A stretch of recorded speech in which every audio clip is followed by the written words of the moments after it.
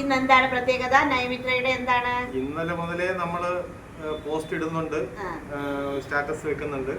അത്യാവശ്യം എല്ലാവർക്കും കാര്യങ്ങളൊക്കെ മനസ്സിലായിട്ടുണ്ട്. ഇന്ന് 9ാമത്തെ വർഷത്തിലേക്ക് കടക്കുകയാണ്. ജനുവരി 15-ാം തീയതിയാണ് നമ്മൾ തുടങ്ങിയത്. ഇപ്പൊ 8 വർഷം കഴിഞ്ഞ് 9ാമത്തെ വർഷത്തിലേക്ക്. അപ്പൊ അതിന്റെ ഒരു കുഞ്ഞു സെലിബ്രേഷനാണ്. സെലിബ്രേഷൻ എന്നൊന്നും പറയാനില്ല, നമുക്കൊരു സന്തോഷം, അത്രേ ഉള്ളൂ. നമ്മൾ അത്ര കഠിനാധ്വാനത്തിന്റെ ഒരു കാര്യമാണ് നൈമിത്ര എന്ന് പറയുന്നത്. എല്ലാവരും പറയും ഒരു അച്ചാറ് കച്ചവടം അല്ലേ. പലരും വന്നിട്ട് ചോദിക്കും, ആ പുള്ളിക്കാരൻ എന്താണ് ജോലി? അച്ചാറ് കച്ചവടമാണ്. കടയിൽ വരുന്നവരും ചോദിക്കും, ഈ പുള്ളിക്കാരൻ എന്തോന്ന് ജോലി? അച്ചാറ് കച്ചവടം എന്ന് പറയുമ്പോൾ ചെറുതല്ല, അത് വലുതാണ്, അത് കഠിനാധ്വാനമാണ്. നമുക്ക് അച്ചാറുകൾ മാത്രമല്ല, അച്ചാറുകൾ, ഇടിയിറച്ചി, ചമ്മന്തിപ്പൊടികൾ, സ്നാക്സ്, അങ്ങനെ കൈ കൊണ്ടുള്ള, നമുക്ക് മിഷനും ഒന്നുമല്ല, കൈ കൊണ്ടുള്ള അധ്വാനം കൂടുതലാണ്. അപ്പോൾ അതേ ഇരിക്കുന്നുണ്ട ഈ സൈന്യം, നൈമിത്രയുടെ സൈന്യമാണ് ഇരിക്കുന്നത്. ഇവരാണ് നൈമിത്രയുടെ ഓൾ ഇൻ ഓൾ. അപ്പോൾ നൈമിത്രയാണ് ഇവിടെ ഇരിക്കുന്നത്. ക്യാമറ ചലിപ്പിക്കുന്ന ആളും നൈമിത്രയാണ്, പക്ഷെ ആ ആള് ക്യാമറയ്ക്ക് മുമ്പിൽ വരുന്നില്ല എന്നുള്ളതാണ്.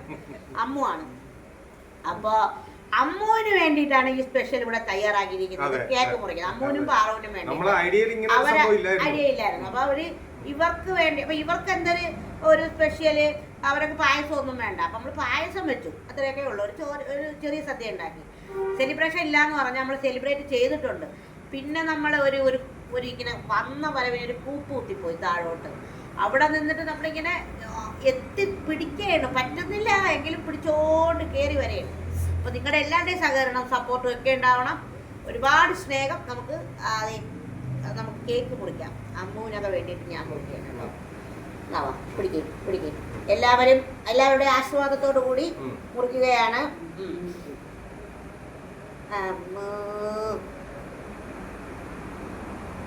ഓക്കെ.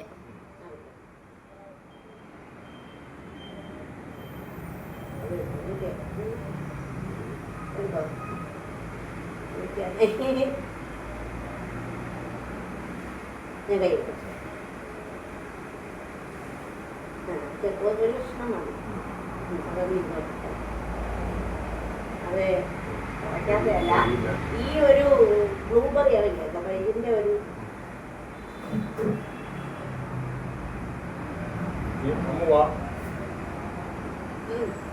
അമ്മൂലൊക്കെ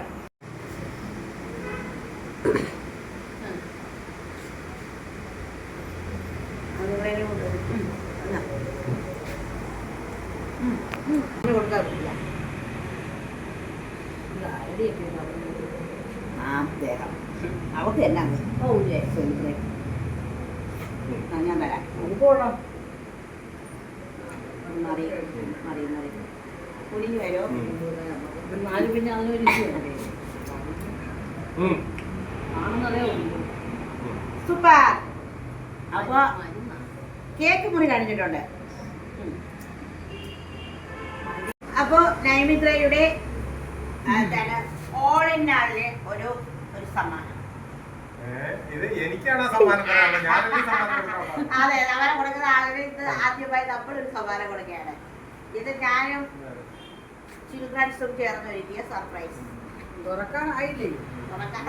അമ്മച്ചിക്ക് കൊടുത്തോളൂ. ആ സമ്മാനം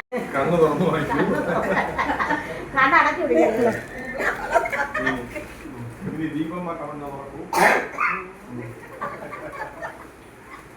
അറിയാമോ? ഇല്ല എന്നോട് പറഞ്ഞില്ല അവള്. അതിതാണെന്ന് എനിക്ക് അറിയില്ലായിരുന്നു. Thank you very much. കൊള്ളാടെ. ഞാനും പൊട്ടിക്കണോ?